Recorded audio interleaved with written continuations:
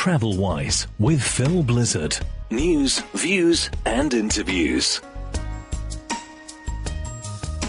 Welcome to the first TravelWise podcast of 2025 with Phil Blizzard talking to Bani Haddad, co-founder and managing director of Aleph Hospitality, a Dubai-based independent hospitality management company, which will be 10 years old in 2025.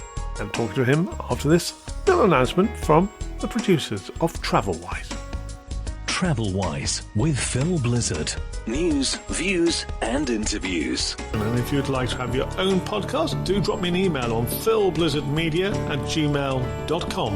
A Phil Blizzard radio production. Available on Apple, Amazon, Angami, Spotify, Deezer, and all good podcast channels, and also now on YouTube. Bani, thank you very much indeed for joining us on this podcast, and we've got a lot to talk about. Give us an overview of the key services you offer the hotel and hospitality industry. Great, thank you first of all, Phil, for having me on this podcast. It's great to be here, and yes, we're very excited about what is coming for Aleph Hospitality, what is ahead of us. As you mentioned, we're going to soon be a 10-year-old company.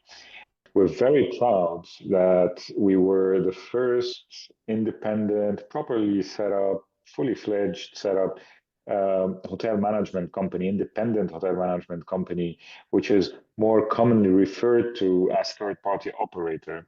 And what we mean by that, and I insist on the word fully fledged operator, we're not an asset manager, we're not a consultant, we are really fully fledged hotel management company with all the services that one would expect from a hotel management company, from the initial design, support, technical services stage to the pre-opening, with the sales and marketing, with the procurement, to the day-to-day operation. And we do this with a variety of class assets, of segments of hotels, from the 3-star to the 5-star. Yeah, a truly A to Z operation and service, as you say, pre-opening, during the opening phase, and when the property is up and running.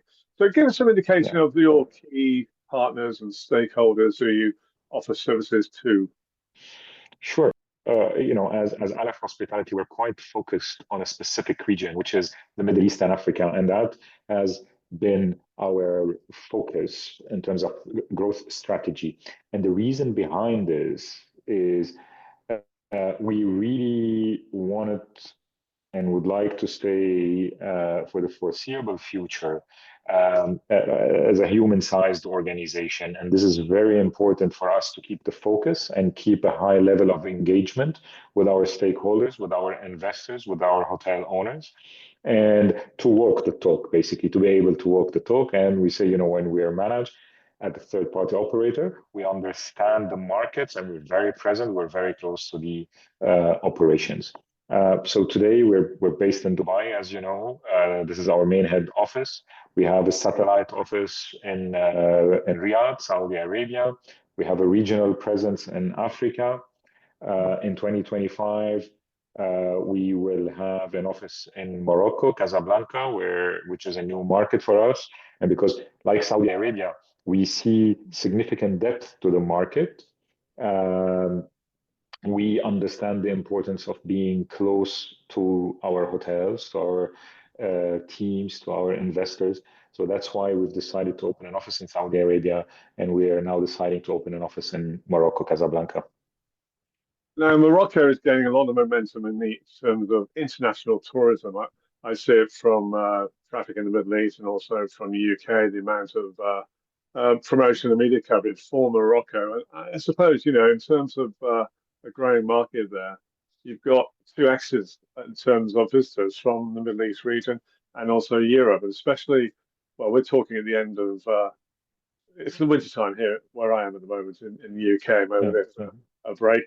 So a lot of people going to Morocco, for example. So you're getting in there at a time where there is this sort of interest and buoyancy in the market in that part of Africa.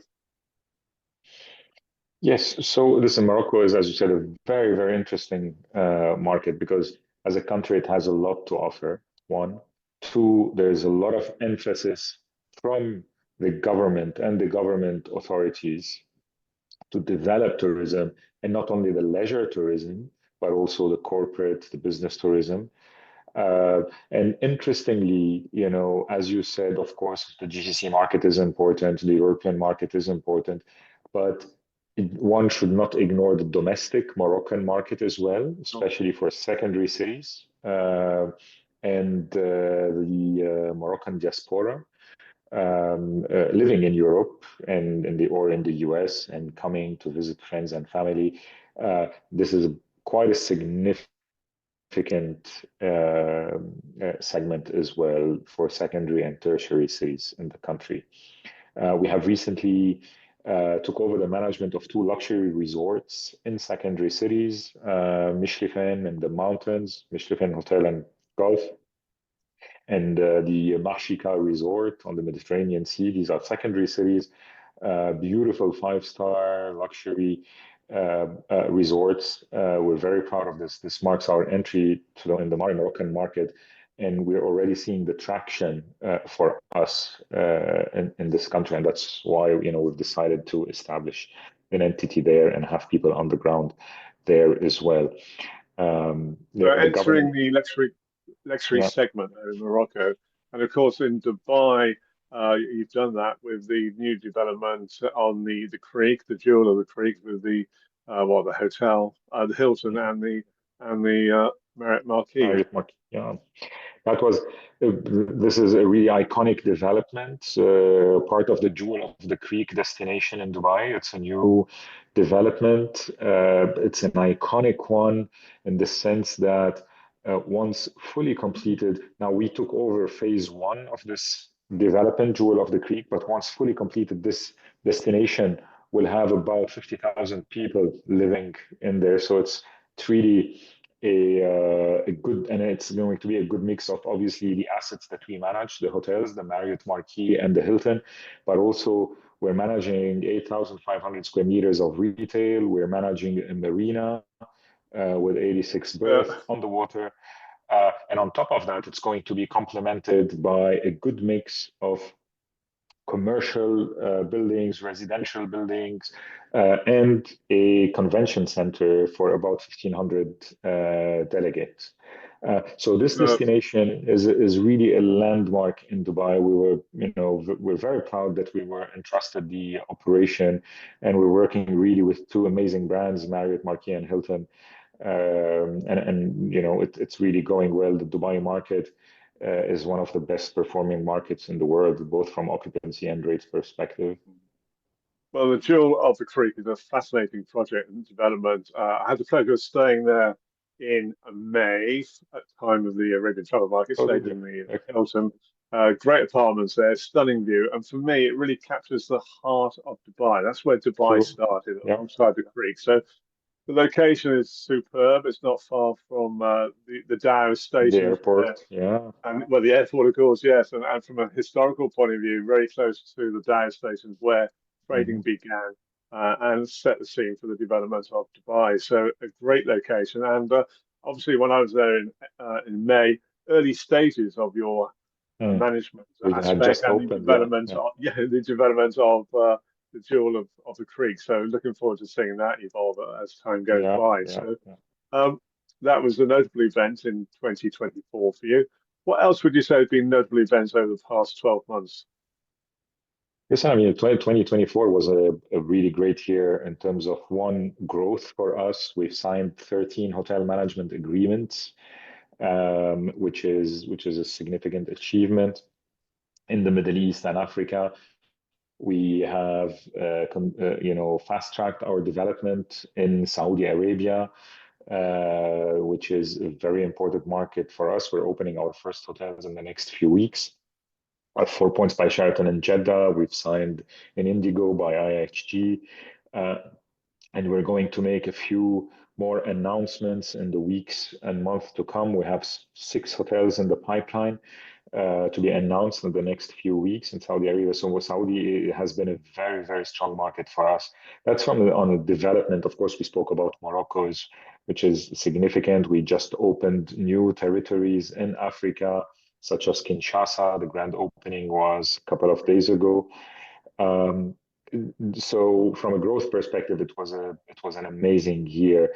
But as a company, I'm also very proud to say that we're, developing our services and in many different areas which are equally important for any business. One of them is our engagement with the community, and we've done some agreements with organizations such as Evolvin Women to help and assist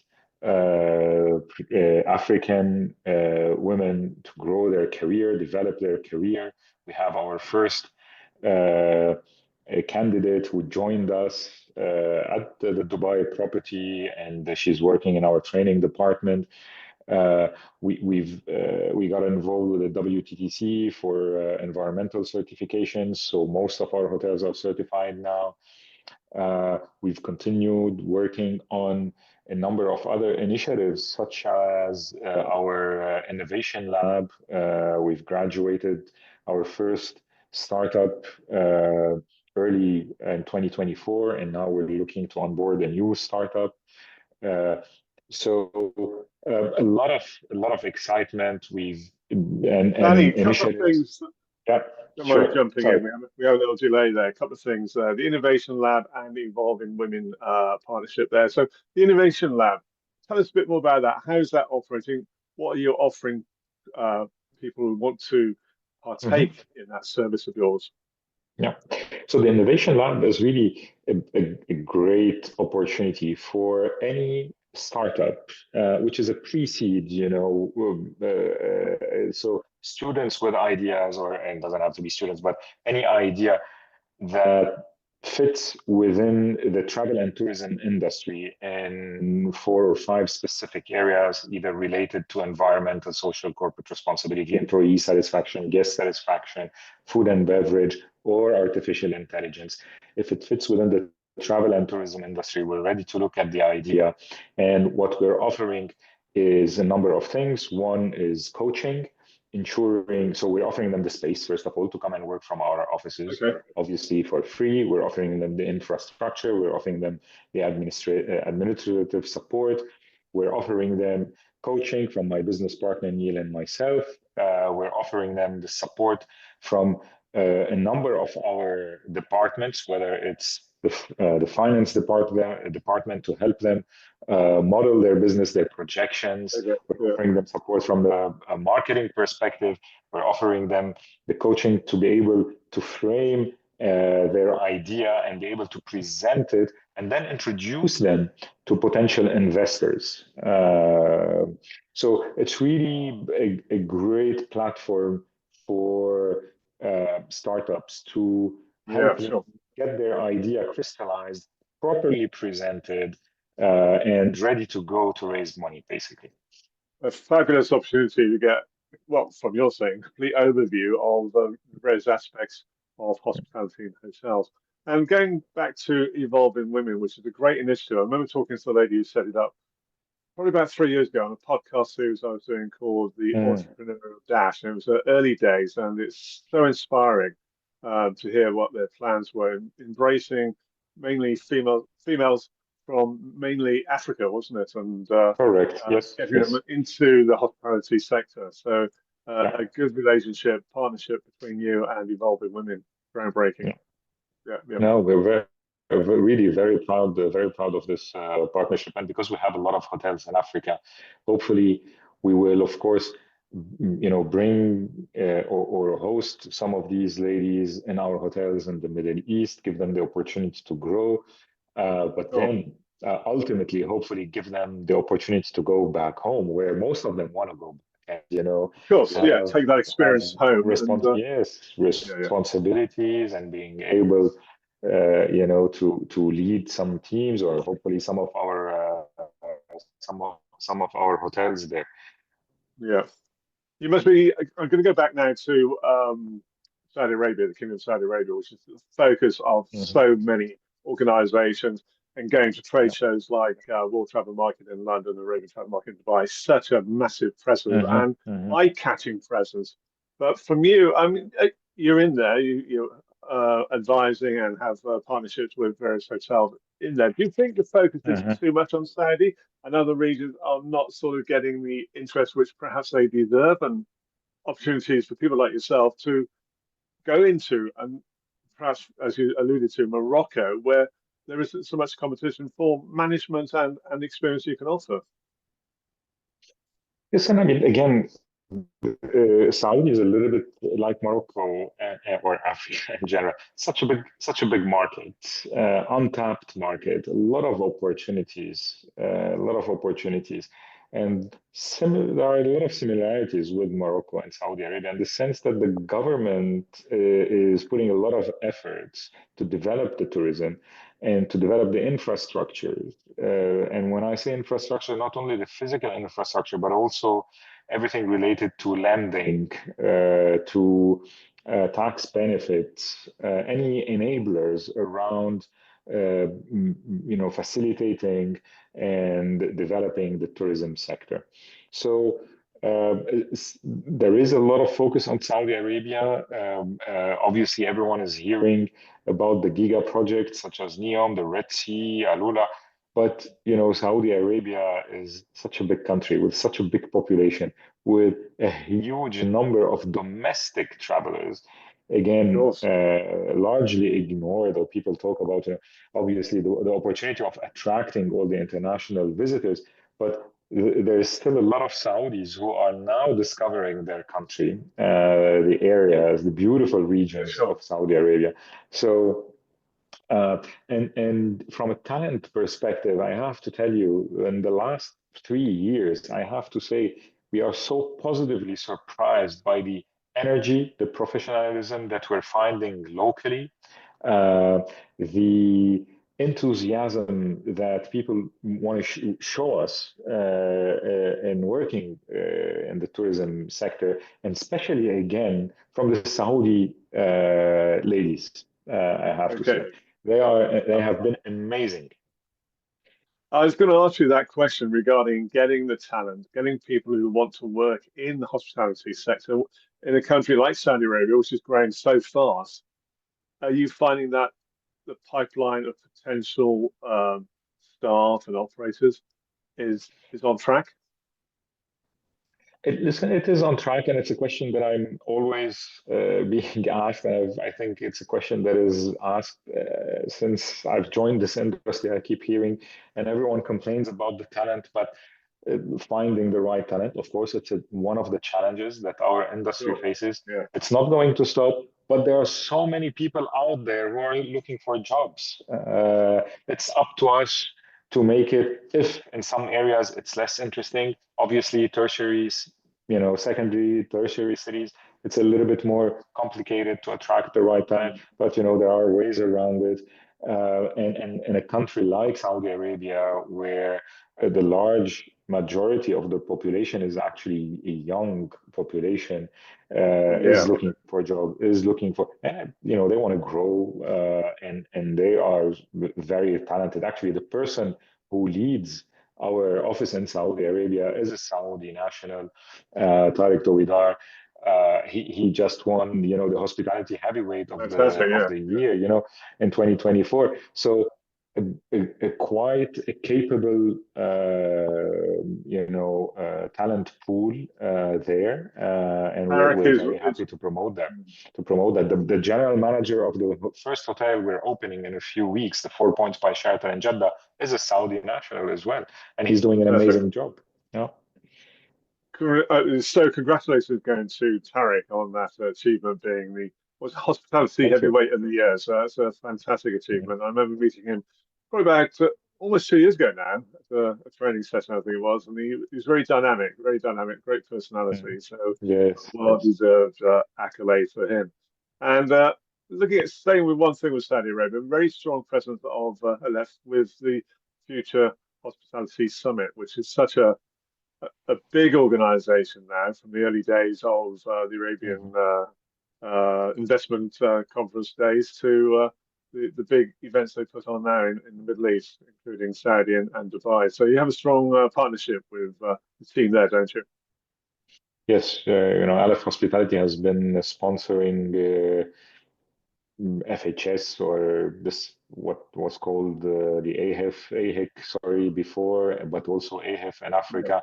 So we've been partnering with the bench for at least 8 years, and we find good value in these events, and we will continue to do so in the foreseeable future. And it's a region, whether the Middle East, in Dubai, Riyadh, Saudi Arabia, or Africa, that really requires similar events, and we like to support these events because it really brings the community together. It brings ideas. It's sometimes, some people are here to challenge us as well. We like it, and we're happy again to continue supporting and sponsoring these events. It's a great platform for us to showcase our services. And okay, and something you just said then, they like to challenge you. Challenge you in what sort of way? Well, they challenge us on the value. Our model was relatively new to the region, this third-party operator. Typically, as you know, the brands used to manage the hotels directly. We brought this concept from the US and Europe, the third-party operator, which is a much more beneficial model for the owning company. But it took time, and people were challenging us on, how would they make fees, how would they make more money while, the brand is taking royalty fees, we are taking management fees. So it was mostly around these areas, whether we will be able to, deliver as per the brand standards if we're not the brand, Yeah, sure. Yeah. managing. So, subjects around these. But I think now, if you look at the pipeline of all these international brands, I was at the Marriott Franchise Advisory Committee a few weeks ago, and they said that more than 60% of their pipeline in the region is actually franchised hotels. So the dynamics have changed. The way brands want to do business is more and more towards franchise and entrusting, giving the management to companies like Aleph Hospitality. And I guess one of the strong things you offer those big international brands is local, regional knowledge, which perhaps they don't have when they're operating from their regional headquarters or international headquarters on a different continent. Yeah, absolutely. I mean, this is definitely one of the important factors. Local knowledge, local presence, reactivity to local needs, very, very important. But also, the responsiveness towards vis-a-vis the investor. We don't have to go through multiple layers to Right. reach, the Paris office or the London office or the New York office. For us, the investor is talking to me or to Neil, my business partner. Mostly, if things and the decisions are made on the spot very quickly, and that is very You react important. quickly to changes and circumstances, I guess. Yes. Absolutely. Yeah. Yeah. Okay. And all Fascinating. this without all this while respecting the brand standards, which is very, very important. I mean, a guest who's entering a Marriott or a Hilton or a Holiday Inn, that for a guest, there shouldn't be any difference, right? And so keeping the brand promise is also very important. It's that one perhaps one of the biggest challenges for you, keeping the brand standard to the level of what they require.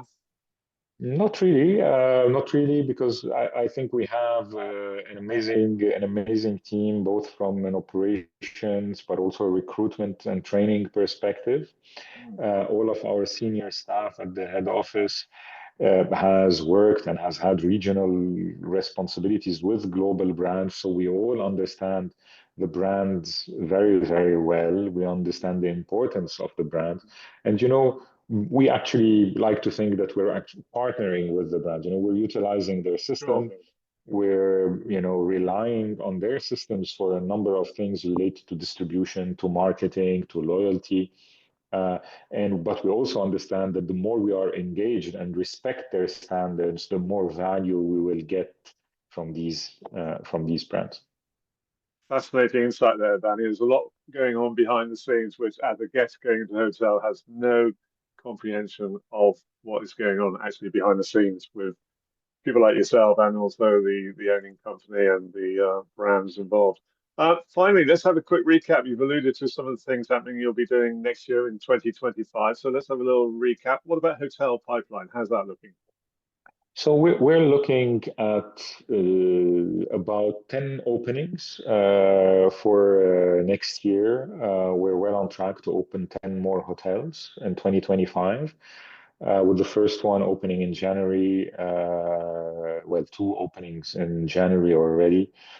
But also there's one aspect which is we've started it in 2024. We've started establishing a food and beverage division, and we took over standalone outlets. One in Nairobi, which is a very large F&B destination, F&B and entertainment destination, and another one in Addis Ababa, Ethiopia.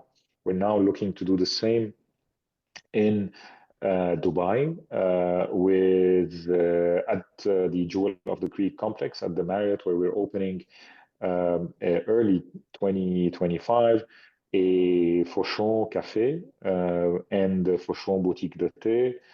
We are also partnering with a large F&B group in Dubai, AddMind, to open a concept by Iris as well.